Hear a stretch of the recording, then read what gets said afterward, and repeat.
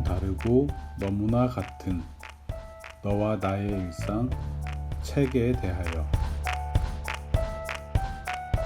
안녕하세요. 저는 동물복지를 공부하는 수의사 최태규입니다. 오늘은 책에 대해 이야기해 보겠습니다.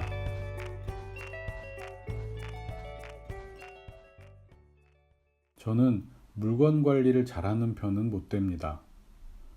손끝이 야무지지 못해서 제가 가진 물건들은 늘 낡은 느낌이 납니다. 자주 가지고 다니는 전화기나 열쇠고리 같은 것들을 새로 사도 제가 들고 다니기 시작하면 얼마 지나지 않아 오래된 물건처럼 허름해지죠. 그래서 너무 깨끗해 보이는 물건은 아예 갖지 않으려고 애쓰는 편입니다. 어릴 때 엄마가 하얀 바지를 사주셨는데 처음 입은 날 엉덩이 쪽에 흙탕물 무늬가 생겨서 그 후로는 그 무늬 그대로 입고 다닌 기억이 납니다. 종이로 된 책은 잘 망가지니까 아껴야 한다고 배워서 그랬을까요? 기억은 나지 않지만 어쩌면 책에 낙서를 하지 말아야 한다고 배웠던 것도 같습니다. 그 흔한 밑줄 긋는 것도 하지 않았던 것 같아요. 대신 좋아하는 책의 좋아하는 페이지는 부옇게 손때를 타고 종이가 얇아졌던 기억이 있습니다. 어린아이의 작은 손으로는 들어올리기 어려울 정도로 두꺼운 백과사전 같은 책이 있었습니다. 한 질이 12권쯤 됐고요. 우주, 동물, 식물, 인체 같은 단순한 이름이 각 권에 붙어 있었습니다. 예상하시듯이 저는 까맣고 큰 고딕체로 동물이라고 쓰여진 책을 매일 갖고 놀았습니다.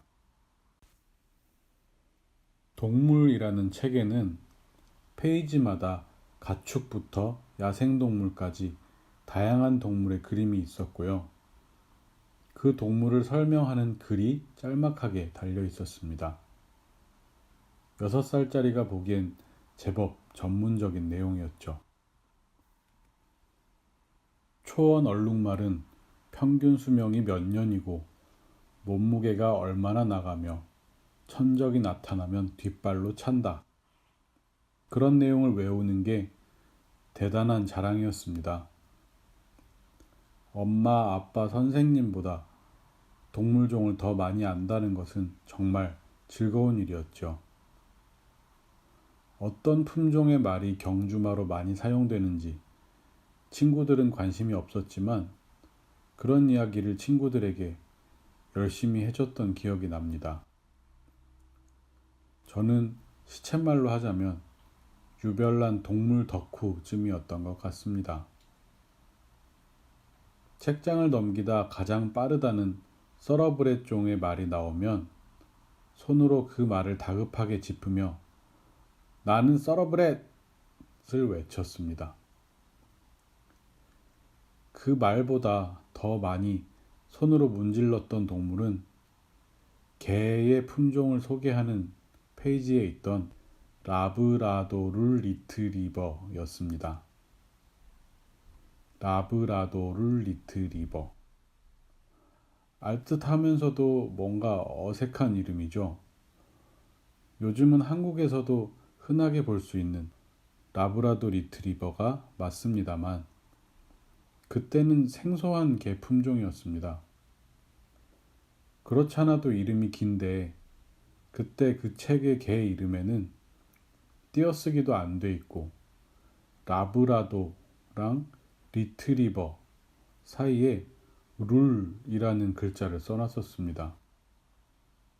라브라도르 리트리버. 이 개의 설명에는 개의 어깨 높이가 몇이고 크림색과 검은색이 있으며 헤엄쳐서 사냥감을 물어오기를 잘하고 시각장애인 안내견으로 사용된다는 정도가 적혀 있었던 것 같습니다.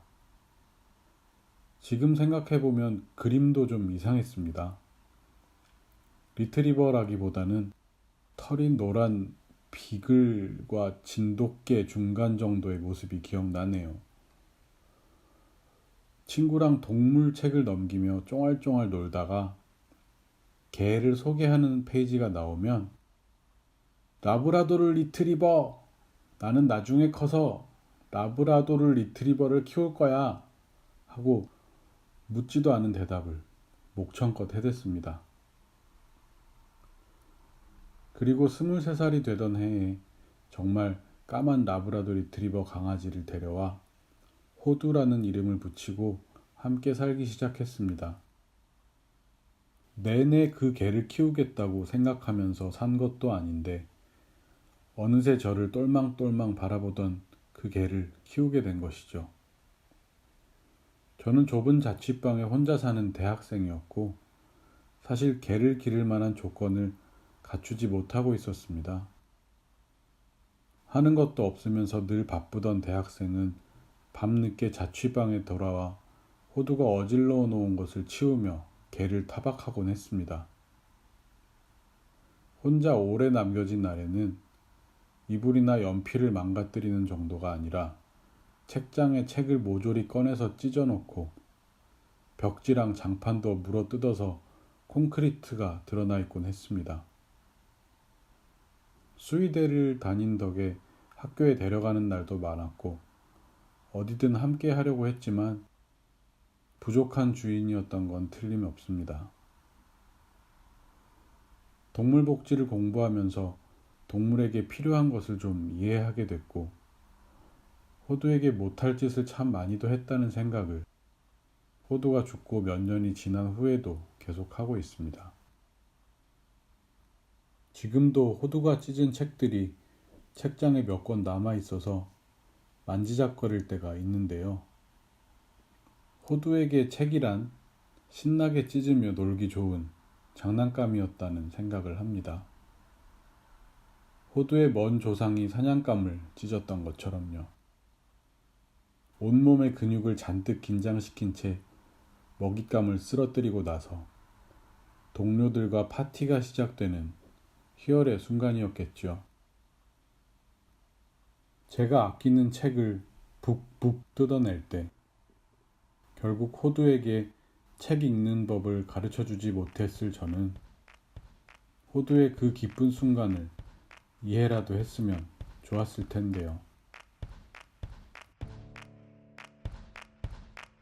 지금까지 일상에 대하여 최태규였습니다.